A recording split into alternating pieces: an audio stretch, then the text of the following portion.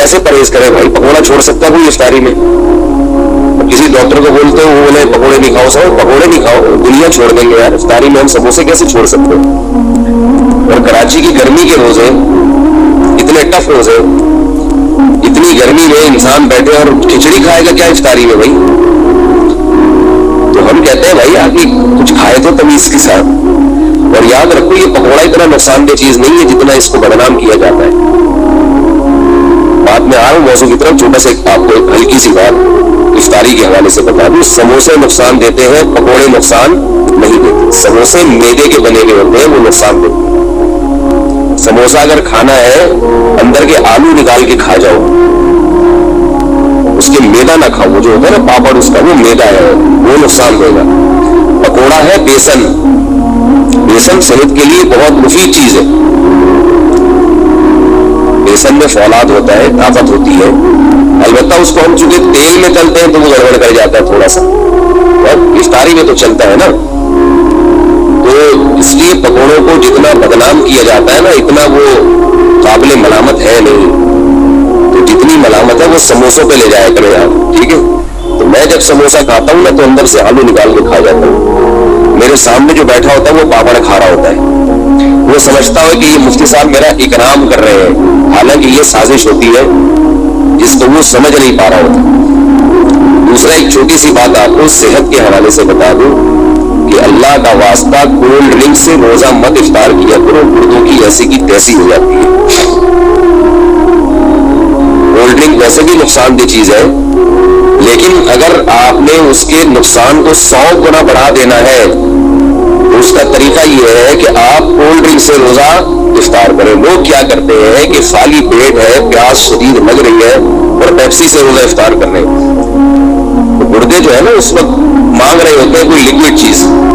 उस वक्त आपने अगर पानी नहीं पिया और आपने उस पर कोल्ड ड्रिंक चढ़ा दी, वो गुर्दों की ऐसी की तैसी हो जाती है। किसी भी डॉक्टर से पूछते, बहुत जल्दी बर्बाद हो जाते हैं गुर्दे। तो पहले 3-4 गिलास सादा पानी पी ले, फिर वैसे तो फिर भी ना पिए, लेकिन अगर फिर पी लिया जाए तो इतना नुकसान नहीं देती। समझ रहे बात को? नहीं समझ रहे? इसी तरह चीनी वाली चीज इफ्तारी में, चीनी का शरबत जो हम पीते हैं खाली पेट, ये भी गुर्दों को नुकसान देता है। चीनी जो है ना, चीनी ये व्हाइट पॉइजन है, व्हाइट पॉइजन, सफेद जहर है। चीनी जब तैयार होती है तो ये बिल्कुल काले कलर की होती है, ये कोयला बन चुकी होती है। इसमें एक केमिकल डाला जाता है रंग काट, जो इसके रंग को काट के क्या बना देता है? सफेद कर देता है बिल्कुल। तो वो बहुत खतरनाक केमिकल है। अब होता यह है कि चीनी वाला शरबत जब आप पिएंगे खाली पेट, तो आपकी पानी की कमी पूरी नहीं होती। वो जुज़्वे बदन बनने में टाइम लगाता है और चीनी की वजह से प्यास मजीद बढ़ जाती है। पानी पीते रहते मगर जिस्म में पानी की कमी पूरी नहीं होती। तो काम उल्टा हुआ कि नहीं हुआ? क्या ख्याल है भाई? और फिर ऊपर से वो केमिकल है। तो इसलिए बेहतर यह है कि नबी सल्लल्लाहु अलैहि वसल्लम ने खजूर से रोजा इफ्तार करने का हुक्म दिया। इसको तय्यब चीज करार दे, खजूर खाएं, ऊपर से सादा पानी पी लें। थोड़ा सा ठंडा भी हो चलेगा, हम चाइनीज नहीं है बिल्कुल ही उबले में पानी पिए। इतने भी बेवकूफ नहीं होना चाहिए इंसान को कि वो उबले में पानी जो है ना गरम गरम पीना शुरू कर दे। नबी सल्लल्लाहु अलैहि वसल्लम ने हमेशा ठंडा पानी पिया है, लेकिन फ्रिज का ठंडा नहीं, चश्मों का ठंडा। तो हल्का सा पानी ठंडा हो ये अच्छा है, ज्यादा ना हो, लेकिन गर्म पानी पीना है। अगर इससे मेरा मलफूज याद रखें कि चाइनीज कहते हैं गर्म पानी से उम्र लंबी होती है, तो गर्म पानी पी के जिंदा रहने से बेहतर है ठंडा पानी पी के मर जाओ। सही है ना? ऐसे जिंदगी का क्या फायदा जिसमें आप ये लज्जत जो नबी सल्लल्लाहु अलैहि वसल्लम ने तो अल्लाह की जो मोहब्बत मांगी है ना, उसको तशबीह दी है ठंडे पानी से। ऐ अल्लाह मुझे अपनी मोहब्बत महबूब बना दे, वमिनल माइल बारिद, ठंडे पानी से भी ज्यादा महबूब बना दे। इससे क्या पता चला कि ठंडा पानी इंसान को महबूब होता है, और नबी सल्लल्लाहु अलैहि वसल्लम को भी महबूब था। और हदीस में आता है कि हमारे नबी के लिए ठंडा पानी बाकायदा इंतजाम किया जाता था, उसका कुएं का, चश्मों का जो ठंडा पानी है लाया जाता था। तो ठंडा पानी पानी नेचुरल ठंडा हो या थोड़ा बहुत फ्रिज का रखा हुआ ठंडा, वो ज्यादा अच्छा है बनिस्बत ये जो खौलते हुए गर्म पानी पे आजकल हकीमों ने लोगों को लगा दिया है, डॉक्टरों ने भी, और चाइना वालों से ये बिदअत शुरू हुई है, ये नहीं किया करें। सही है ना? बात से बात निकलती है, मौसम अधूरा छोड़ दूंगा ना तो मुसीबत हो जाएगी, फिर वो मसला खराब हो जाएगा। बाज लोग कहते हैं ठंडे पानी में ये फायदे हैं, ये फायदे हैं, बहुत सॉरी गर्म पानी में ये फायदे हैं, ये फायदे हैं, यकीनन फायदा है, तभी जो चाइना पी रहा है। लेकिन जहाँ फायदे होते हैं वहां नुकसान भी होते हैं। पहली बात तो ये वो पानी नहीं है, उसे पानी का मजा ही नहीं है। आप प्यास के वक्त कहवे जैसा पानी पी लो तो मजा थोड़ी आएगा पीने में। तो अल्लाह ने तो ये इन नेमतों में लज्जत भी तो रखी है ना, क्या ख्याल है? लज्जत भी तो रखी है। और दूसरी बात ये कि जहां कुछ फायदे हैं वहां कुछ नुकसान भी है, नुकसान भी है। वो आपकी जो एनर्जी है ना वो खत्म हो जाती है उससे। आप कभी तजर्बा करके देखें, आप दोपहर खाना खा के गर्म पानी पिए खोल कर, आपको टहलूले में नींद नहीं आएगी सही तरह से, नींद खराब हो जाएगी आपकी, नींद का सिस्टम आपका मुतासर होगा। तो खाने के बाद तो ना ठंडा पिए ना गर्म पिए, और खाने के 1 घंटे के बाद आपने हल्का सा ठंडा पानी है, नॉर्मल पानी वो पी लिया उसको। तो इफ्तारी में चीनी का शरबत खाली पेट बोले भाई ना पिए, उससे पानी की कमी पूरी नहीं होती और प्यास बार बार लगती है। और अगर किसी को चीनी का शौक है ही बहुत ज्यादा तो चीनी का नुकसान कम करने के लिए आपको टोटका बता रहा हूं। वो नुकसान कम ऐसे होगा कि कच्ची चीनी ज्यादा नुकसान देती है, पकी हुई चीनी कम नुकसान देती है। मैंने घर में हुक्म दिया हुआ है, हुक्म किया, गुजारिश की हुई है घर वालों से, हुक्म कहा भाई रिकॉर्ड हो रहा है, गुजारिश की हुई है कि चीनी को पानी में डाल के उबाल लो और उसका शीरा बना लें। चीनी को ना खूब अच्छी तरह पकाएं, पानी में डाल के बहुत अच्छी तरह पकाएं, खूब अच्छी तरह पका के ना अच्छी तरह बॉइल करके उसका शीरा तैयार करके बोतल में भर के रख लें। वो पकी हुई चीनी है, उसमें जो उसके केमिकल है ना वो जलने और पकने की वजह से उसके जहरीली असरात खत्म नहीं होते, कम हो जाते हैं। आ रही बात? खत्म नहीं होते, कम हो जाते हैं।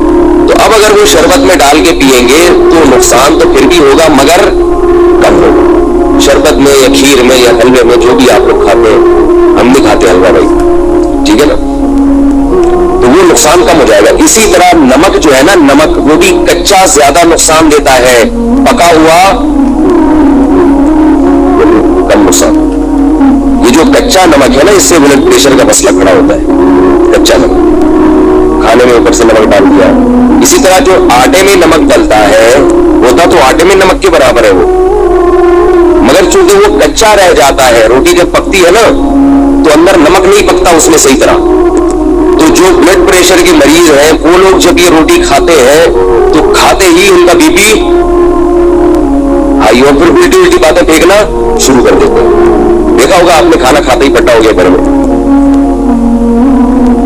तो उसका हल ये है, ये मैं हवाई बातें नहीं कर रहा, बड़े बड़े डॉक्टरों की बात कर रहा हूं, और जिन लोगों ने इस पे कंट्रोल किया उनके घर से ब्लड प्रेशर की बीमारी खत्म हो गई। तो उसका भी तरीका ये है कि या तो रोटी में नमक डाले ही नहीं, आटे में नमक ही ना डाले, जो डालना है सालन में डाल दे, क्योंकि सालन वाला नमक पक जाता है, समझ रहे हैं ना। जब सालन में नमक डाला जाता है तो वो क्या हो जाता है, पक जाता है, पकने से उसके असरात कम हो जाते हैं। तो या तो रोटी में नमक डाले ही नहीं, और अगर नमक डालना है तो वही तरीका कि जैसे चीनी का आपने शीरा तैयार कर लिया तो नमक को भी पानी में डाल के अच्छी तरह बॉइल कर लें, खूब अच्छी तरह पकाएं उसको, और फिर वो शीरा यानी नमक का जो लिक्विड है वो आप बोतल में महफूज कर लें। क्या हो गया भाई? बहुत मैं आपके फायदे की बात कर रहा हूं, आपके फायदे की बात कर रहा हूं। और ये इनका चीजों का हमारे दीन और मजहब से भी ताल्लुक।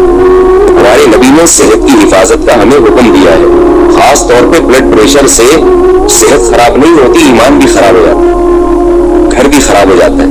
बीवी के मरीज है ना, तलाकों भी अक्सर वही देते हैं और बच्चों को भी उठा उठा के कूटते रहेंगे, फेंकते रहेंगे। जब अब ब्लड प्रेशर के मरीज अब्बा घर आएंगे तो बच्चे कांपना शुरू कर देंगे। तो इसलिए नमक का ये तरीका, तो चीनी और नमक आपने क्या करना है, پکا کے رکھیں گھر میں, اور اس کا بڑا فائدہ بھی ہے.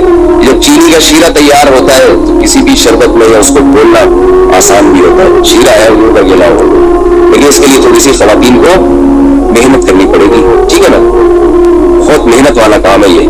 اس لیے خواتین کو دیگچی اٹھانی پڑے گی سب سے پہلے, ٹھیک ہے نا, پھر وہ پانی ڈالنا پڑے گا اس میں, پھر اس میں چینی الٹنی پڑے گی, پھر چولہا جلانا یا تو اس کے ذریعے جلائیں گے یا ماچس کے ذریعے, پھر ابالنا.